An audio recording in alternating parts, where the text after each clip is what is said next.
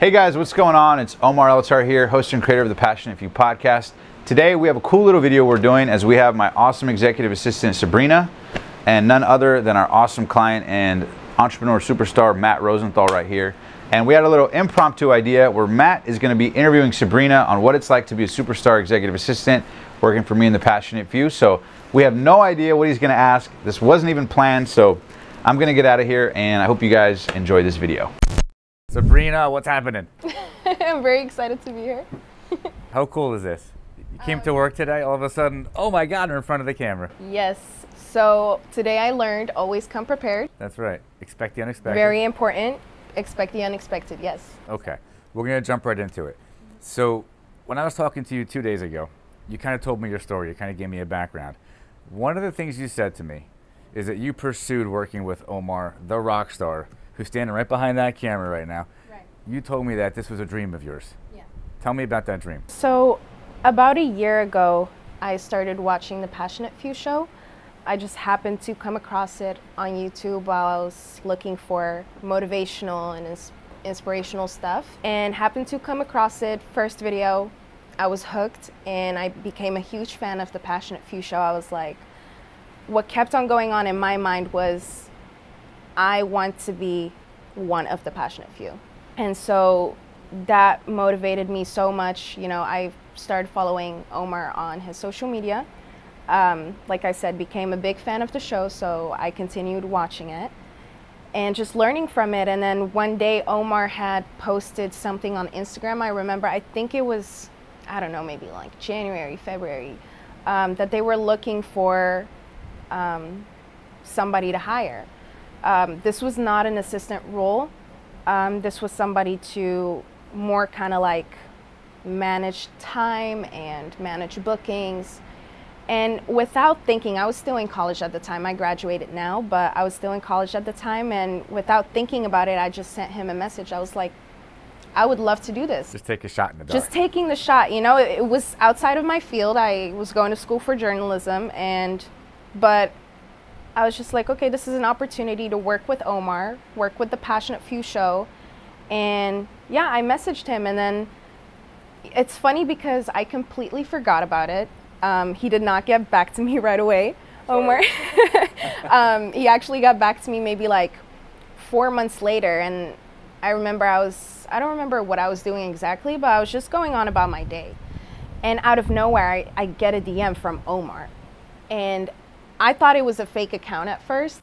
So of course, like Omar's really texting me back. Yeah. So I didn't even like bother to check my Instagram at the time. Like I just saw the notification and just went on about my day. And then later on in the day, I was, you know, kind of like, day was over and I'm doing like my little social media routine before going to bed. And I go to Instagram and I'm like, wait a second, Omar messaged me.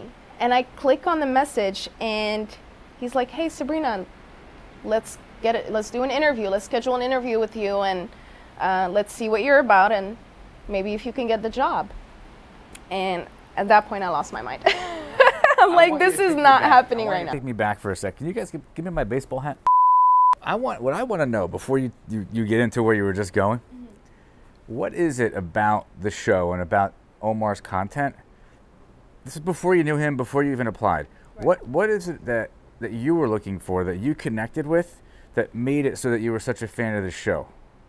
It was the content, the awesome interviews that he was doing with people that I could relate to, maybe not relate to where they are in life at right now, which is where I want to be at a certain point, but kind of like how they started, or just like things they learned through the whole process of going from where they were to where they are at now. And it really helped me a lot.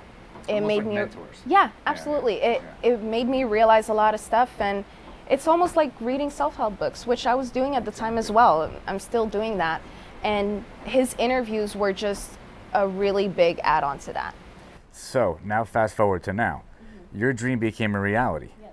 So how does it feel to know that you being that person you were on the outside looking in, you were being inspired, you were being motivated, this was like you were just a viewer. Now you're on the other side. Do you ever stop to think about the fact that you're now part of a team that is doing the same thing for an audience that's growing and growing and growing, and so that even though maybe you're behind the scenes, your position is extremely important. Yeah. And I've seen this for 3 days now, how important your role is to this operation. Do you ever stop to think about the impact that you're having on a large audience of people? Does it ever occur to you? It's not just Omar because he's on camera. You're behind the scenes and you're making this happen with him. Do you ever stop and think about that? I haven't thought about me having an impact, but obviously I am very happy to contribute to what Omar is doing. And I came from that audience. I am still part of that audience. You know, yeah, absolutely. I'm a part of the team now, but I am also still part of the audience. I still watch the show. I still watch the interviews. I still learn from the interviews. You know, I told you this was my first time actually being on set. I usually work remotely. In these past 3 days that I've been on set, I've learned so much from just being here, and it's been an amazing opportunity. You know, normally I would wait until the show is posted, until the interview is posted, and then I would go through the whole interview. Now I'm getting that information directly from, you know, the interview that we did with you. It was very insightful and inspirational, and I learned a lot from it. How does it feel to have a dream come true? This is a dream for you. Yeah, it's amazing. And I think anytime that happens, it's only motivation. It only keeps you pushing forward that, you know, you can have what you want, you can achieve those things that you dream about, and keep on dreaming and keep on making those dreams reality. Like, just keep doing it. Never stop dreaming and never stop achieving those dreams. That's right. Did it take courage for you to even message him? Absolutely. Was it just like, oh, I'm just going to do it, or were you like, oh, okay. You know, it did take, famous. It absolutely did, yeah, no, it absolutely did take courage, but at the same time, I was not even expecting him to read it, let alone reply. So I don't think I really like stopped to think about it. Like, I just saw the opportunity, I messaged him, and then like I did not expect him to reply or see the message at all. So I didn't even like think about it. And then especially, you know, Omar not replying until like 4 months later, I kind of like just forgot about it. I was like, okay, that's not gonna happen. You gotta realize what you just said. Look at the one in the middle right there. Yeah. What you just said. You saw the opportunity. You need to understand that 99% of the people out there do not see the opportunity. Right. You saw it, you took action, it took courage, and maybe it took a few months, but right. you probably kept thinking about it. You put that out there, yeah. Okay?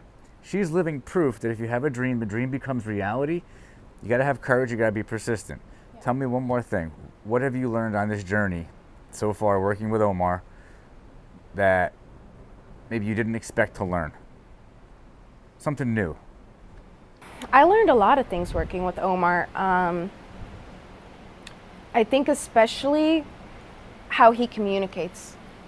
I'm a really, really big fan of how he communicates. I told you I studied journalism in college, so that's another thing that really got me intrigued with his interviews, is his style of interviewing and the way that he communicates with his guests, not only his guests, but also his employees, his team, anybody that he meets. I love it, and I think that was the most important thing that I learned.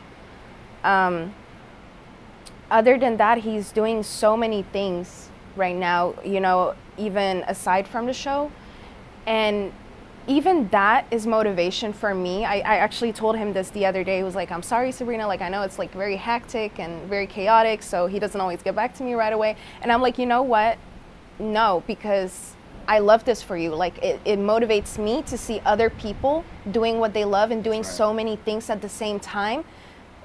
He wouldn't be where he is at right now if he wasn't this busy. If he didn't, you know, you could easily be like, okay, I did this, so that's enough, and I'm gonna stop it right there. But he keeps going, and it motivates me. So that is also another thing. That's pretty cool. Yeah. Thank you, thank you, thank you so much for jumping on camera and doing this. I think that your message speaks to so many people that are just getting out of school, that maybe have a dream and maybe they're afraid to pursue it, they're afraid to reach out to somebody, they're afraid to you know, send that message or whatever. You never know what's going to happen.